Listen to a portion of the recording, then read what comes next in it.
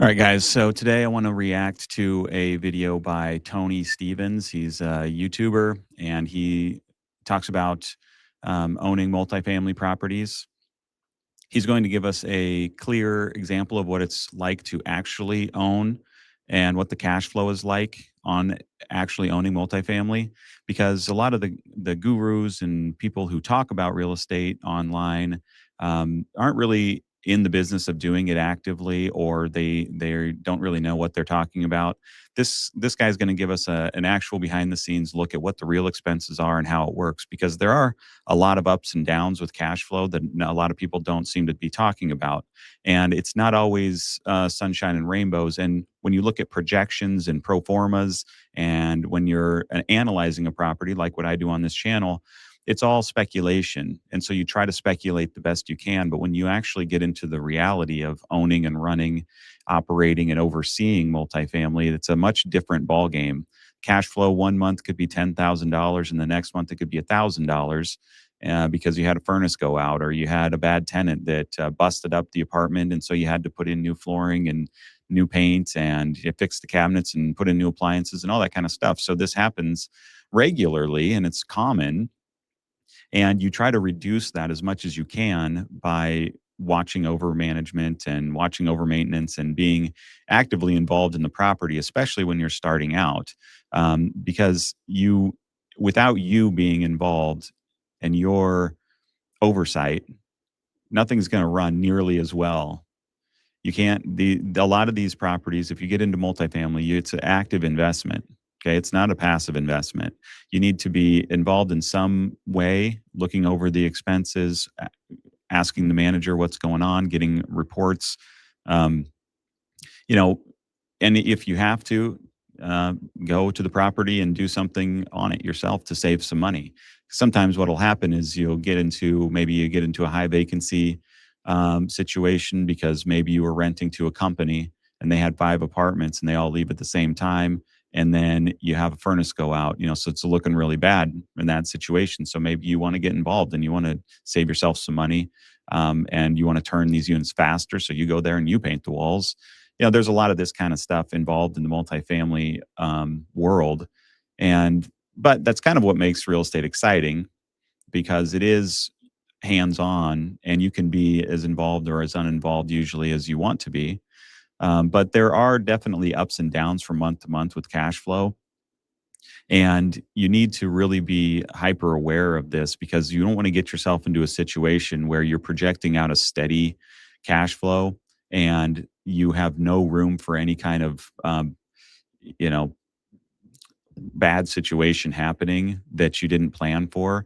One of the, like, furnaces going out is one that you can't really plan for. You might buy a property that was maybe built in the 90s or something, and all the furnaces are original and all the AC units are original. Well, you're getting 30 years in, so you're going to have a lot go on. This actually is something that just happened to me. I bought a property in the 90s, and every few months I have a furnace and AC go out that I have to put in new, and they're $7,000 right there. So you want to make sure that the property is sustainable with that you don't overextend yourself by wanting to live off of the income, and then you need 5 or 6 thousand dollars from this apartment complex every month, and one month you have something catastrophic happen, you lose your income for that month. This is how the game's played. So it's a stressful, and it's difficult to manage, and it's hard to budget for, but it can be done. And just remember, those things are extremely anxiety provoking and stressful. But like I've said in the past, you are the one who has to learn techniques and ways of managing your stress and keeping yourself calm and having a plan, so where you can deal with these things and not increase the stress and let yourself spin out of control and think that the world is falling. And that's a big part of owning a business, which is what owning a multifamily complex is. It's a business, and you need to think of it like owning a business. You're buying a business if you buy a larger property. And so, just like a business, you have income, you have expenses, you might have employees, you have customers that need your attention as well, that you're taking care of, and you have vendors, and it's the whole thing. So it's exactly like running a business. I like to tell people it's kind of like running a micro business. You know, it's all the expenses and stuff are pretty straightforward. They're easy to understand. You know, taxes and insurance and all this kind of stuff. The customer experience is pretty easy to understand. You need to have nice apartments. You need to have good rates. You compete in a market, so you need to know what the market's like. You need to have good advertising materials, and how can you serve the customer as well as you can. Um, but it's in a sort of a very basic kind of way. You're not trying to appeal to a global audience or national audience. It's all local. It's small. And it's pretty straightforward and easy to understand and comprehend what all the metrics are and what all the inputs and outputs are, the expenses and the income and how they work. So, but that's just something I want you to keep in mind, that it can be stressful though, because it is a business, and you are taking risk, especially if you're taking on debt. You have this weight on you to perform and to make sure that the property performs.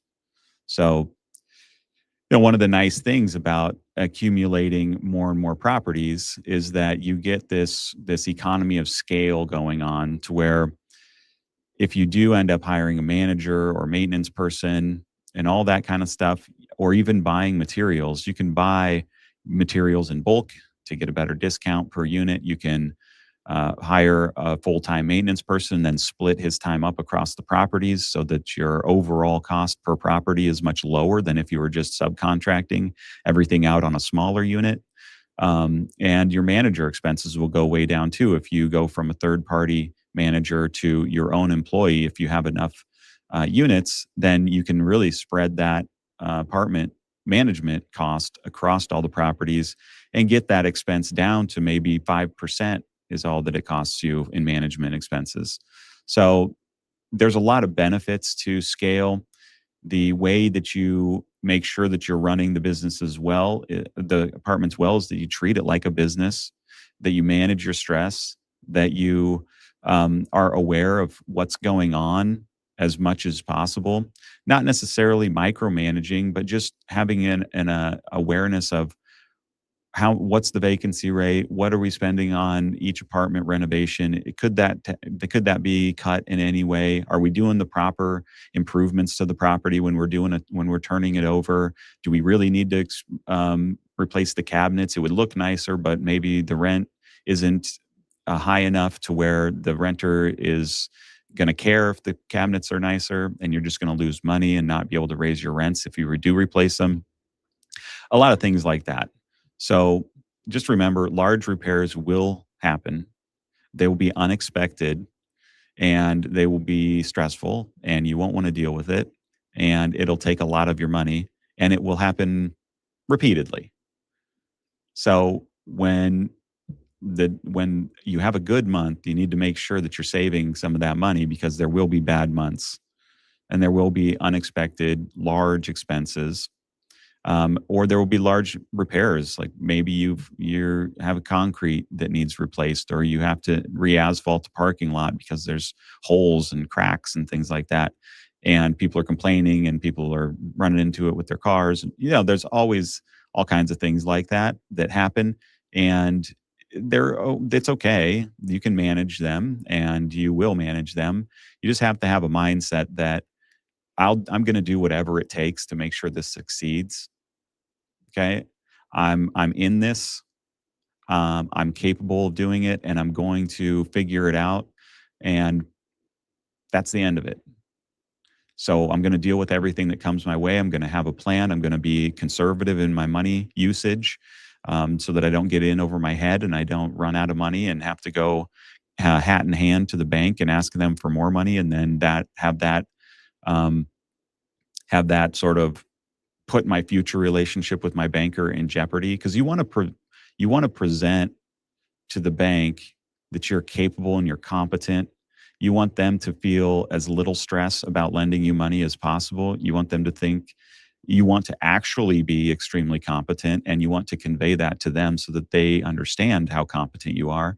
If you go back in there and you're complaining and you're like, "Oh, I didn't expect this and I didn't expect that, and that's why I need more money, and that's why," they're not going to give you more money. because now you just proven that you're high risk. Okay. And so then you just want to you want the banker to feel as comfortable as possible with you, because then he or she will be your advocate to the committee when they have to go and get your loan approved, and they will appeal on your behalf to the committee and say, "Yep, I know this guy. He's never missed a payment. He's never asked for more money. He's improved all of his properties every year. His income goes up. Every You want that kind of a relationship with your banker. So there's another reason why this is important, that you run these really well and really efficiently, and you don't get yourself in over your head with taking too much money out of the property to spend on cars and your own lifestyle and neglect the property's needs. So, you need to maximize their efficiency, minimize the waste. You need to really be watching over the management and the maintenance, because if you don't, what happens is your income goes down and your expenses go up, because there's not really the vested interest. The managers don't have the vested interest as you do in the income. So they're going to rent. They're not going to raise the rents as aggressively as you would, and they're going to rent to easier renters. So they're going to keep the rent low because it's easier to rent when the rents are low. They're going to get maybe less qualified renters because there's more of them and it's easy to rent to them. They're going to, so you want to stay on top of these things and make sure that they're really being aggressively efficient, and they're not wasting your money, and they're not keeping the income, suppressing the income, and that they're watching over the maintenance people so that the maintenance people aren't replacing stupid stuff that doesn't need to be replaced, or being lazy and not getting to a property, and so it's sitting vacant for too long, and all that kind of stuff. And that's your job. That's your job, because you're the CEO of the business. Okay, so you're responsible for the income and for the expenses and for the overall performance of the property. Okay. So, with that being said, let's get into this video. I think that you guys will enjoy it. Let's see what he has to say. Again, this is Tony Stevens. I don't know. I've never watched anything by this guy before, but this one seemed pretty interesting to me, because I like that this guy seems like a genuine, normal guy who's actually in the business of doing real estate. How much cash flow I make owning a 56 unit apartment between my wife and I, no syndications, no outside investors. That's what I'm breaking down in this video for you. So we just got our profit and loss statement back from last month, and I'm going to give you an entire breakdown and talk to you about the reality of owning multifamily real estate. I remember when I started looking into buying real estate, I went on YouTube just like you're doing, and I would see these influencers out there and they would say, I just bought this deal and look, I'm going to get a 20% cash on cash return. They would show their spreadsheets, they would show their analyzers, they would show their little, PowerPoint presentation. And I'm like, wow, that's amazing. You could just buy a 56 unit. This is one of the things I think that differentiates me from a lot of uh, people who make real estate content. I don't know really anything about the influencers or the gurus. I do not follow them. I've never followed them. I never watched YouTube for advice on how to invest in real estate. Uh, I never listened to Bigger Pockets podcast or know any of the people there or go to their website or any of that stuff. I didn't even know any of these people existed. I basically just learned how to do it myself, and I just did the numbers and I thought through the scenarios, and I didn't really, it never even crossed my mind to look for influencers. So I don't know. It's very strange now that I'm looking back on it, but apartment stuff and rental stuff just kind of made sense, I guess, to me, because I was I was already kind of in the real estate world. I was flipping houses, so it was pretty similar. So I was used to dealing with expenses and, what can we sell this for, and planning and contractors and all that kind of stuff. And so when I got into rentals, I just sort of, shifted a little bit to, this is a consistent, what's the income here, which is different than flipping houses, but there's still an income. and what do I think the market could get for rent and things like that. So there really wasn't any, I didn't have any desire to really look into influencers. I read like Rich Dad Poor Dad, and I really like that book, and I recommend it to people. It's more of a book about kind of an accounting mindset, and how to properly think about money, and what are the best, methodologies to go about making sure that you accumulate money and all that kind of stuff. There was some influence there, but I didn't watch any Kiyosaki videos or really any of that kind of stuff. I read financial books. I read books about investing and stock market. I read books about, mindset and money and statistics and things like that. But as far as the influencers and the gurus and stuff go, they didn't really have any influence on me at all because I was unaware that they even existed. And I've had a lot of friends over the years who've gotten into real estate or who are in real estate that I've met, and they talked about these people all the time. Oh, the Bigger Pockets podcast. Did you see the so and so do the such and such? And I'm like, no, I got shit to do. I'm busy. I'm busy trying to build a business, trying to build a future, trying to get financial freedom. I'm busy, too busy working to even know who any of these people are because I'm on a mission. All right. And I'm dedicated to that mission and I'm gonna fulfill it. And these guys aren't gonna help me do that. I have to do it. So it was all on me and it was all sort of like individualistic, just I'm going to do it. I'm focused. I'm going to do it. And whatever it takes. And I don't need these guys chirping in my ear giving me their advice because I know where I'm going. I have a clear vision and that's what I'm doing. So, I wouldn't necessarily say a lot of the guru influencer types who want to act like they're super rich and all this kind of shit, super successful because they're real estate investors. I wouldn't really say there's probably much of value there. Maybe they can get you pumped up and hyped up and get you past your fear to jump into the industry or something like that. But as far as like the practicalities and the realities and the truths and all that, there probably isn't that much to be gained there. A lot of that's just going to come from firsthand experience. Once you get into it, you're going to learn 1,000 times more than what you could ever possibly learn from some guy talking to you on the internet like I'm doing or like this guy's doing or like any of the gurus or influencers. We can only help you understand and learn like 10% of this. The rest of it has to be experienced in firsthand because it's when it's conceptual, it's not really real and you're not really doing anything and you're not really feeling the pressure and the stress and you're not forced to actually accomplish anything. So I encourage people to get started as soon as possible, jump into it as soon as possible so that you can hit your head on all the things, you can trip on all the things and you can accelerate your learning curve multiple times exponentially. The second you get into it, you're going to learn more in the first couple months than you've learned in the last 2 years of watching YouTube videos. Okay. So that's really the goal. And a lot of times people will use the online, the videos and the influencers and the bigger pockets and the podcasts and all that kind of stuff as a way of delaying getting in because it kind of makes them feel like they're actually doing real estate stuff, but they're really not. They're just listening to other people do it. But because they're sort of fantasizing about it and thinking about it and talking about it, they get the illusion that they are actually doing it, but you're not. And so it's sort of a false fantasy world that a lot of people live in, and they can live in that for years, and they don't even it doesn't bother them. They still think that they're like a real estate person but they've never bought anything, they've never done anything.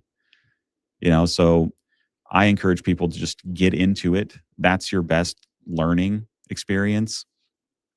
You will learn so much and so fast that it will blow you away. And you're capable of it. You're competent enough to get in. It's not like you have to be some kind of genius or something to be successful in real estate. You just have to be somebody who's willing to do it. I know tons of people in real estate. It's not like they're all, top of their class, cream of the crop people. These are just regular people. and they're millionaires because they got into real estate and they learned the business and they weren't afraid. So don't think that you have to know all the answers or have all the explanations for how everything works or any of that kind of stuff. You will figure that out extremely quickly, because when your money is actually on the line, that's when you actually learn and you actually take charge of the situation. Now, if you're just sitting watching videos and stuff, you're not really responsible. There's really no pressure to perform, and so you know you're not really in a realistic scenario. So anyway, I like that this guy is going to tell us a realistic scenario, what it's really like. So anyway, apartment or even a 5 unit apartment, and I'm like, they're making so much cash flow, they're making so much cash on cash return. The reality is when you buy multifamily, you're buying a business. And I've always been so transparent with you. I always say, I want to tell you the truth, right?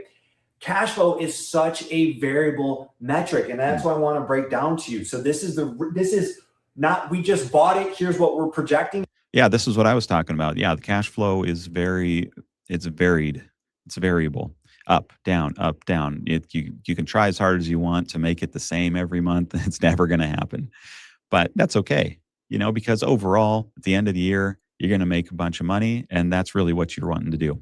So, but you just need to be aware of it so that as you're operating it throughout the year, you don't have to put in your own money.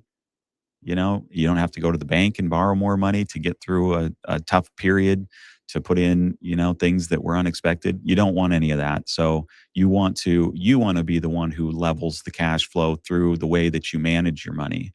So you get $7,000 excess this year. You want to save that so that next month you only have 3,000. Now you've got 10, and then if something happens and you need to spend 5, that's how you want to manage this so that you can ride out those dips in cash flow. This is last month. This is November filming this. This is October's profit and loss statement. So let's start breaking this down and give you the reality of it. So our gross rental income for October was $61,500. Okay, so this is gross income. Now, see, I own a property very, very similar in size to this. So I'm going to be able to compare his numbers to mine. Now, we're in different locations, so there's going to be different expenses, probably in different ways. But this is very similar to the rent that I make a month on mine. So I'll be curious to see how similar ours are going on through this video, and if I could spot anything that he's leaving out or he's adding too much in that are different than mine. So yeah. Now, this is like fees and all that. I'm not going to break all that down, but we collected $61,500, which is great. When I bought this building, they were making like $46,000. Yes, that's same exact scenario with me. It's crazy how similar this is actually. So yeah, so the previous managers were not managing this thing well. They were not interested in maximizing their income. So you're talking $15,000 a month difference. $15,000 per month difference in cash. That is a huge, huge amounts of money, especially when you're talking about the valuation of the property. So that's what, $180,000 a year more that this property is making than it was when he took over. Now we don't know how many years ago that was, so maybe it was a long time ago and just through attrition. But I'm sure that this guy had a very similar plan to me. I knew that the rents were under market value, and I knew that they could be raised, and I knew that the people who had owned it for a long time and they were just too lazy and complacent to actually get them up to market rent because they didn't want to have to deal with the complications and the complaints and all that comes along with it. But a month in gross income. So as you can see, we've done substantially well with this, but we have expenses now. So $61,500. And when you calculate cash flow, this is too where I get slightly annoyed with the influencers out there. They say, okay, I get 61,500. I pay, let's use red here. I pay our principal, interest, taxes, insurance. I have a 7.5% loan or 7.5% debt on this loan. Sucks. I did this back in 2023 when rates were sky high. Banks weren't really Same as me. That's crazy. Yeah. Mine's actually 7.85. So it's even worse. And I'm just sitting around waiting and waiting and waiting and waiting for these rates to come down so that I can refinance and make a whole bunch more money per month as my payment goes down.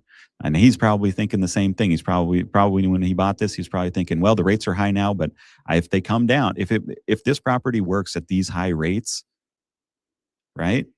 Then when the rates come down, boom, that's all money in my pocket. So I'll take that risk. I bet that this guy thought the same thing. That was my plan, and it's gonna eventually work out because the rates are gonna come down.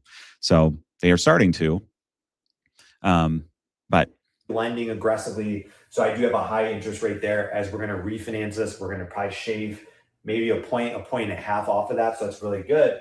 But they say like, okay, I make $32,000, or I'm sorry, I paid $32,000 in PITI, principal, interest, taxes, insurance. So my cash flow is the difference.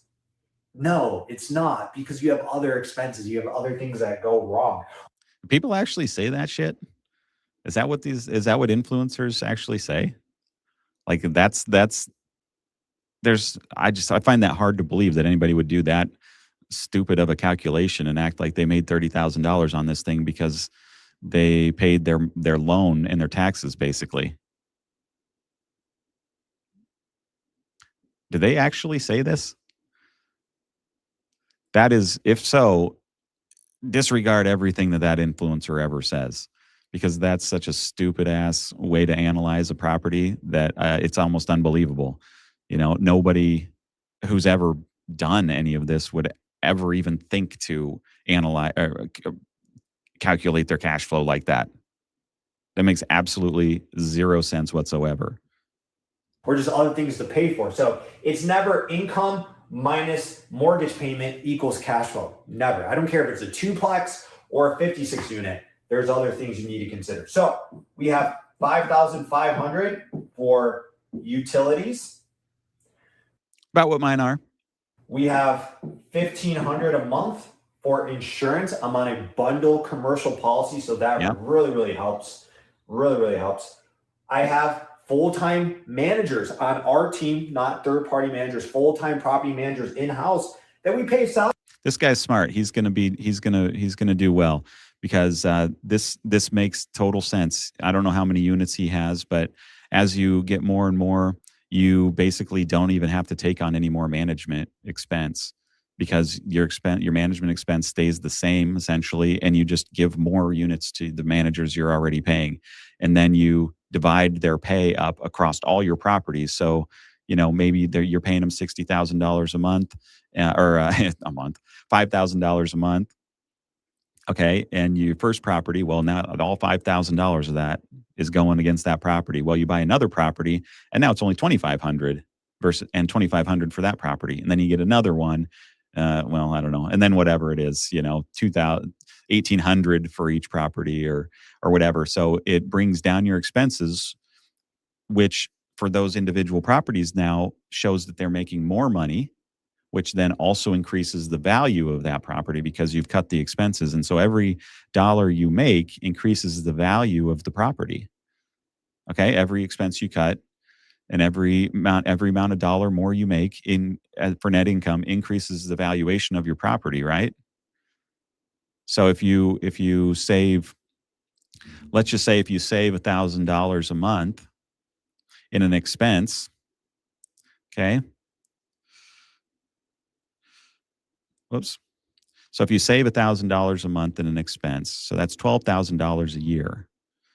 Okay. And let's say it's at a 7 cap.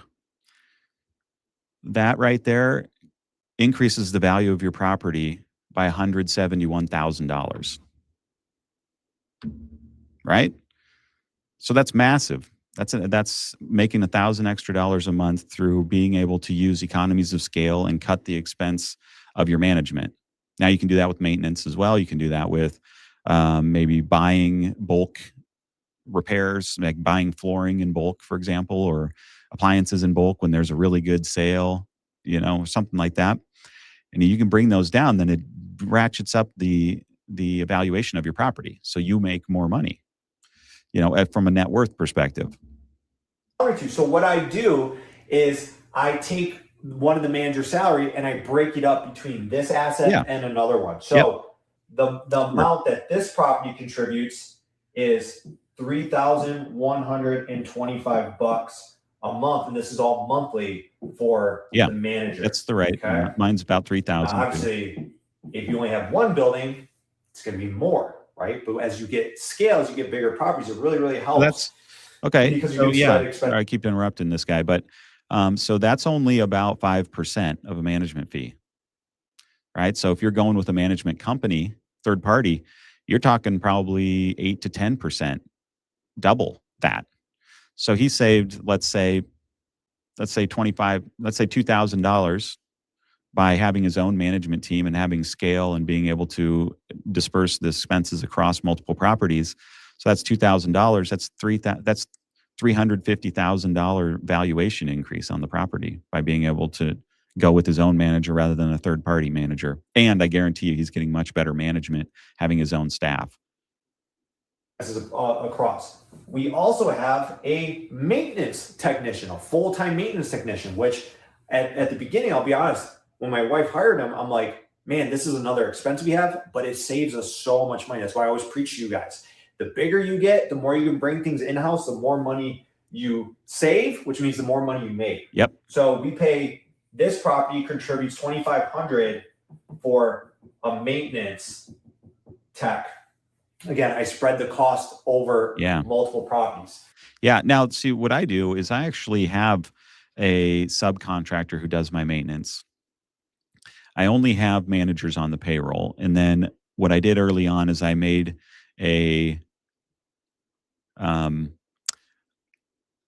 I just used the same subcontractor to do all my stuff. And I basically told him, listen, this is my plan. I'm going to buy this property. The whole thing's going to need renovated. And I'm going to buy another one, and that one's going to need renovated. I've got all this maintenance that needs done. I need you to, make me your priority. Now he still does occasional jobs, and all that stuff, but I'm his top client, and I get priority. So when I call, he's there, he does it. And so then he takes care of his taxes. He bills me so that we can have accurate numbers, and it works for us. We do a lot of large projects too. We do a lot of complete renovations.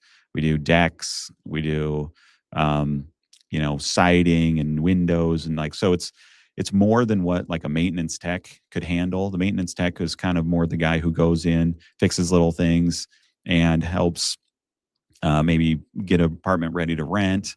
Maybe he's on call when somebody has a problem that their garbage disposal quit working or their dishwasher's leaking. And so then he goes there and he can fix those little problems. This guy does all that. He's got a crew of people. And so but it's very similar kind of process. I don't think necessarily one's better than the other. What I say this 1,500 one. This was for insurance. This was utilities. Okay. So as you see, look, there's a lot more than just principal, interest, taxes, and insurance. I'm sorry, this is principal, interest, and taxes, not insurance. We pay insurance separately. And then, so that was our maintenance person. So then actual repairs and maintenance, it's a lot lower than if you were using third-party contractors. Yep. But that month we had about $1,500 in what we call R&M. So like supplies, things the maintenance person had to go buy. But by paying the salary, man, we save a lot of money versus going out and getting third-party contractors who charge you a lot to come do anything. So when you add all those expenses up, that gives us our gross profit for the month, which was $15,375. Okay. Yeah, and that's about right. That's a good month right there. That's a really good month. So you will have months like that on a property like this, and then other months you might lose $5,000 because you have to do a complete renovation and you have a furnace that goes out. That's happened to me. So now, if you annualize that off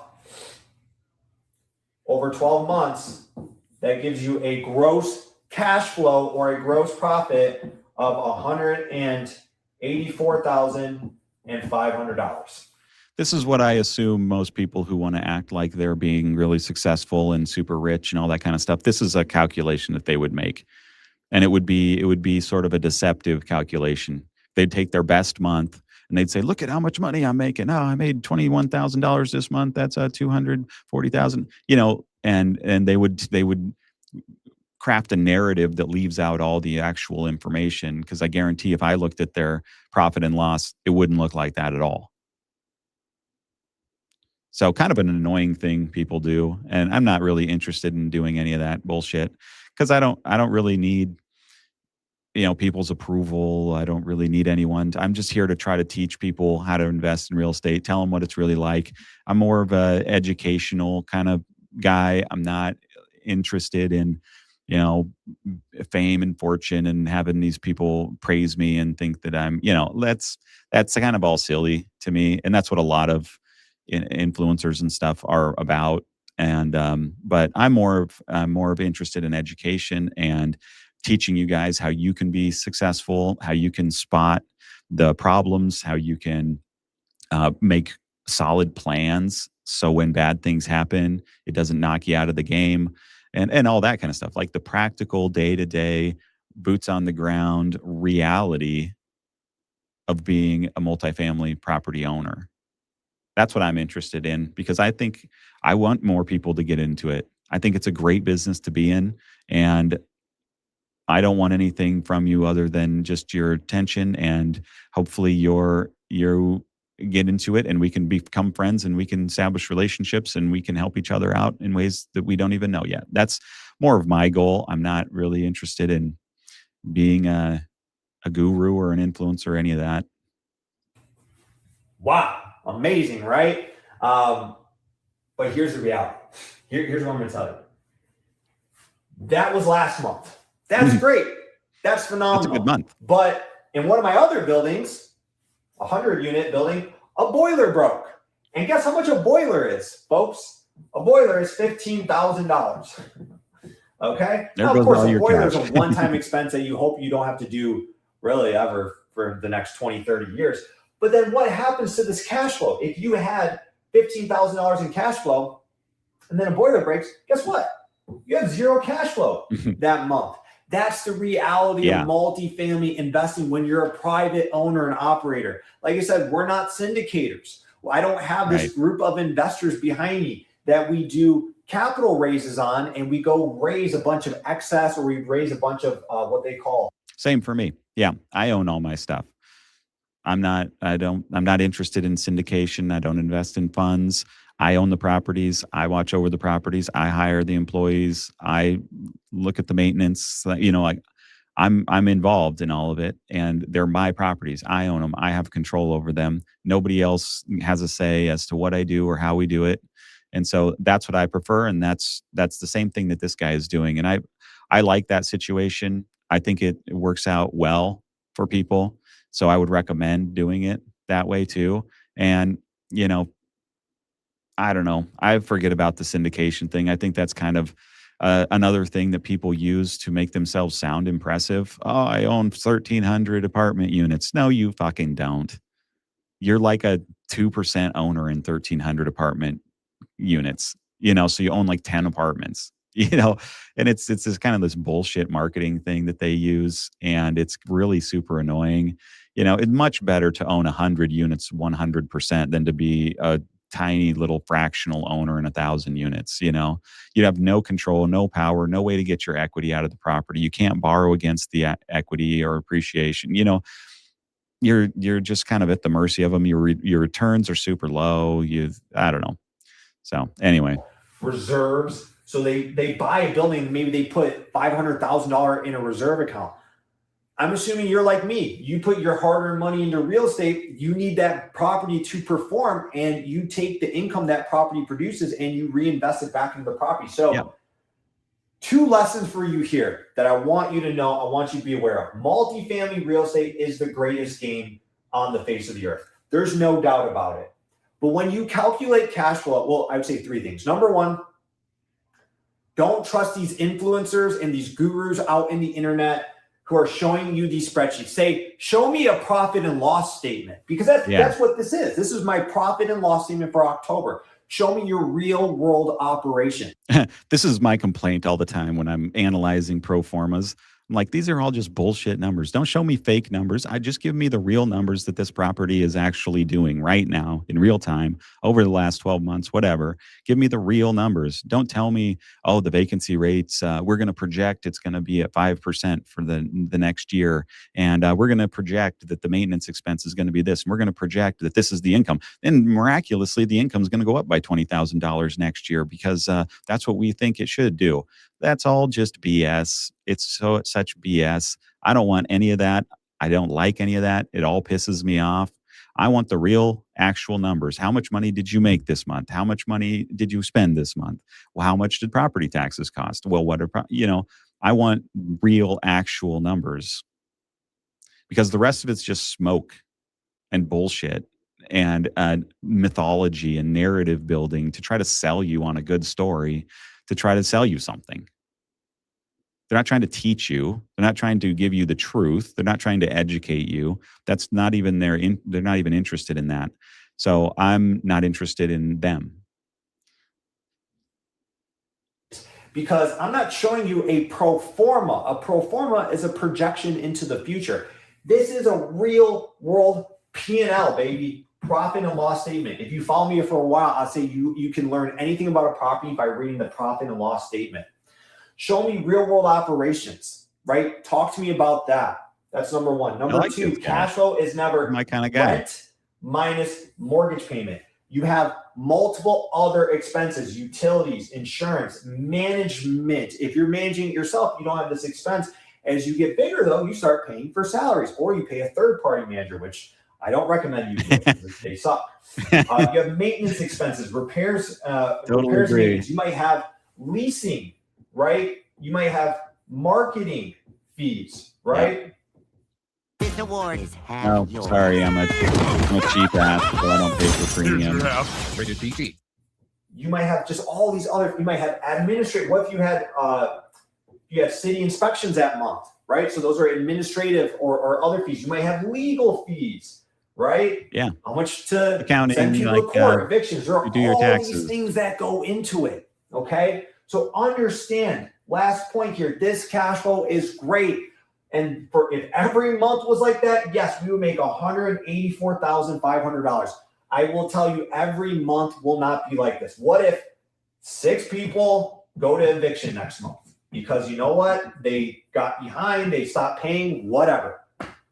What if that boiler breaks? What if we have crazy snowstorms and our team can't do it all? We have to contract people out. We had to put a roof on this building. That roof, well, there are 8 buildings. That roof was $200,000. Who paid for that? Well, my wife and I paid for that. So this $15,000 kind of reimburses us for that roof. So that's what I'm preaching to you about multifamily real estate. And people get confused because they'll come to me and they're like, well, you know, I want to do this, but you kind of say cash flow isn't there. No. Cash flow is there, or else don't buy it, right? Cash flow is there, but it's variable.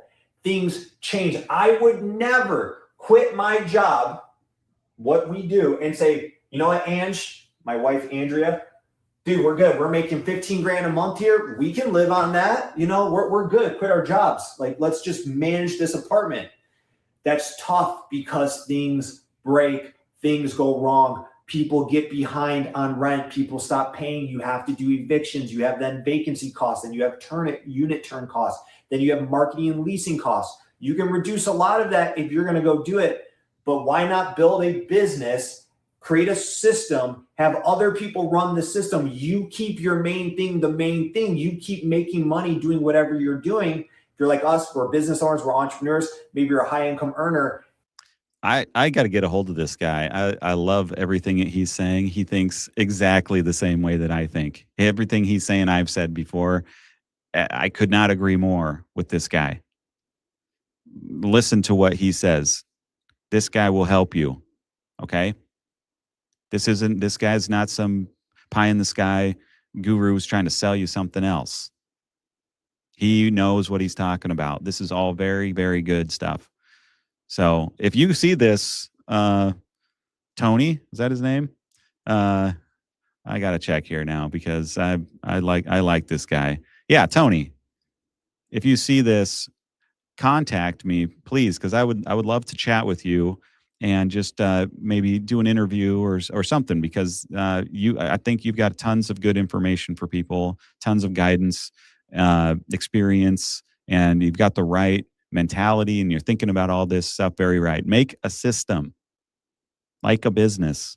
Don't be the business yourself, like self managing and self maintenance. Not create a system that you can put other people in charge of that accomplishes the goals that you want it to accomplish so that you don't have to run it.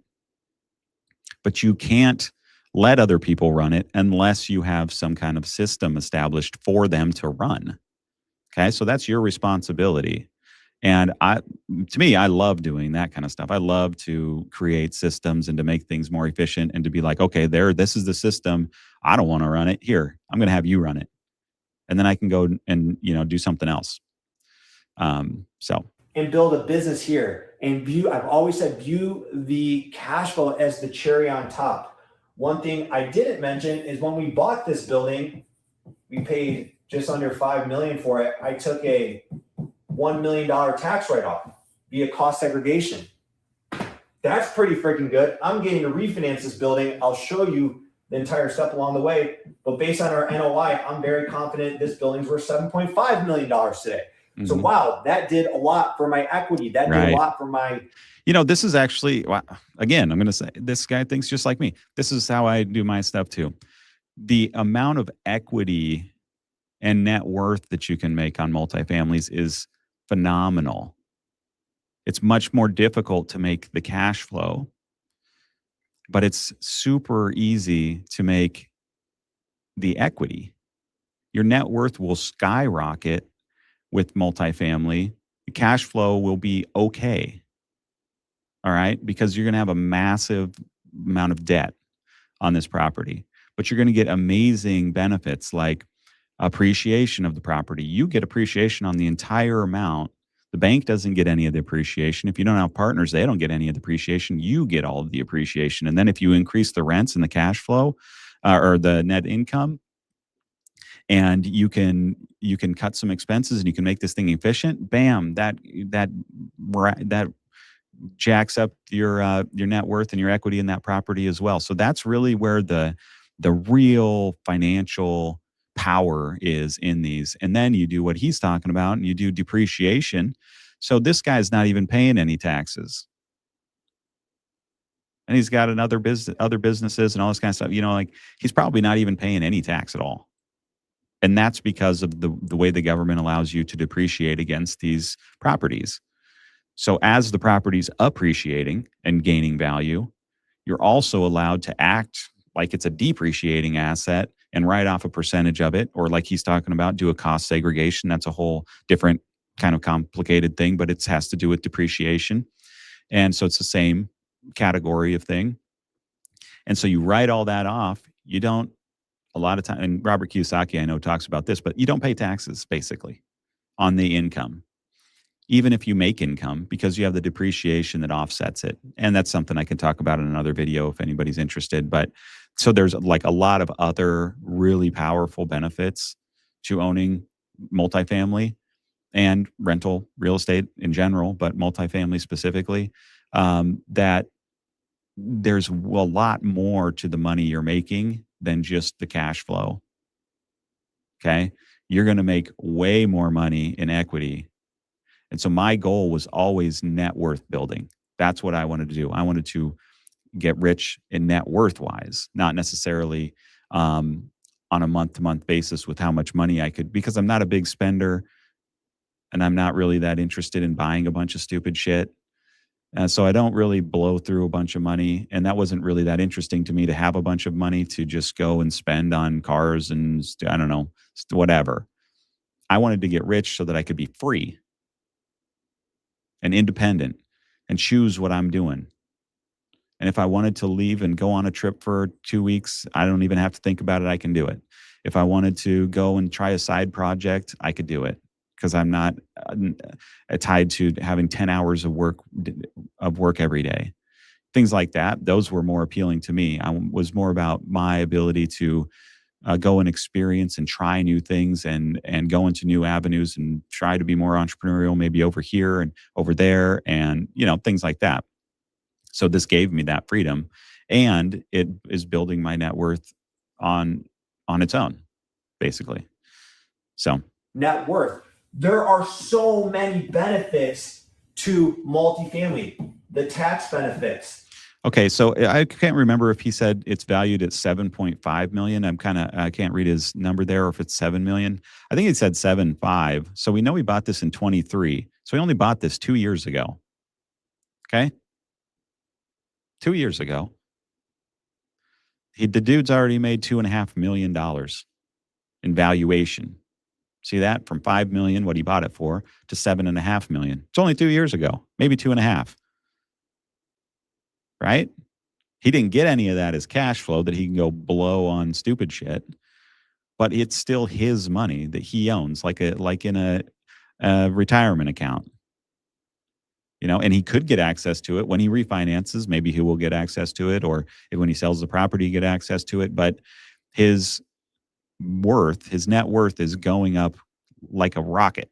I mean, like wildly. And that's because he raised the rents, because he could be more efficient on the cash flow. Maybe he improved the property and all that kind of stuff. So maybe he put a little bit of money into it, but probably did most of it with cash flow. So he made over $1 million a year owning this property while he's doing his other job still. This is how it works, people. This is the real, the golden goose, or whatever, the goose that lays the golden egg. This is how it works, and this is how you get rich doing it. The appreciation and the wealth building power. Cash flow is great. You have to have cash flow. Never buy a deal without cash flow. But I'm here to teach you from the real world experience as a husband and wife team who owns and operates 377 units of multifamily real estate. Cash flow is variable. We own 377 units. I would not quit earning money in other places just to live off cash flow of 377 units. I've seen people who try and do that. They then are forced to make a decision. That boiler breaks. Do we replace the boiler, or do we not eat this month? I don't want to make that decision. I view this as an investment vehicle, and cash flow is that cherry on top. That's my advice to you. If this was beneficial, let me know. Put a comment in the comment section. Do you like these whiteboard videos? Let me know. Put a comment in the comment section. Did you learn something? Do you have questions about this?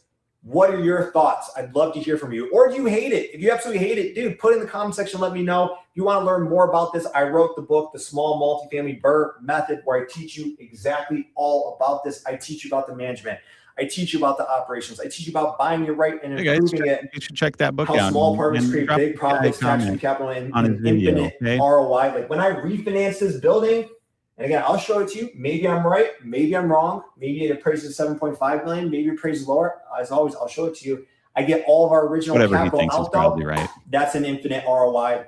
You can get this book, sells for $20 on Amazon, or get it absolutely free, digital download. Click the link in the description. If this was beneficial, drop in the comment section. As always, thank you so much for being here. I'm here to teach you the real world example of owning and operating multifamily, because I believe every family needs to own one apartment building, but you need to know how to do it right. You need to know the realities of it. It'll still change your life. Well, that was great. I really was not expecting to agree with so much of what he had to say, but he's exactly right. Solid advice. You guys check this guy out, Tony Stevens. Go to his channel, look at his other videos, comment, subscribe, help his channel to grow. I really appreciate what he's doing here. I think this is exactly the right way to go about thinking about multifamily investing, thinking about multifamily long term as a wealth building tool, as a way of supplementing your life. Or we don't have other jobs. This is what we do full time. And it's an amazing business.